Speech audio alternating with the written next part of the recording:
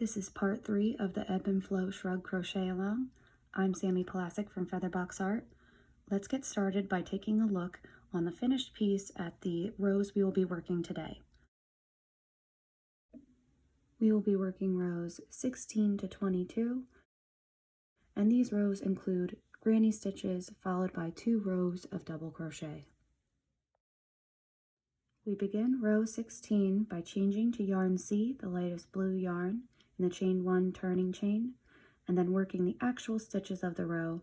You will do 3 double crochet in the space between the 3rd and 4th double crochet of the previous row, and then count out 3 next stitches and do 3 double crochet between the 3rd and 4th stitch of the previous row.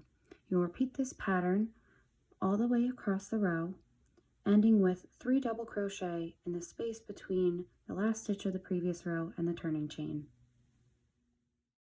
For row 17, you will chain 1 and then do 3 double crochet in each space between clusters of 3 double crochet in the previous row. So the space between is actually between the stitches and not just underneath that top loop. So I'm going to get started. And you're going to repeat this pattern of 3 double crochet in each space between the clusters of 3 double crochet in the previous row until the last cluster, and then you're going to do 3 double crochet in the space between the cluster and the turning chain. Repeat the pattern for row 17 of doing 3 double crochet in the space between the clusters of 3 double crochet in the previous row for rows 18 through 20. Row 20 completes our block of granny stitches.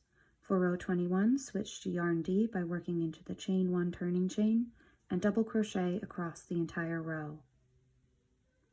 Repeat these directions for row 22 by chaining 1 and double crochet that entire row as well.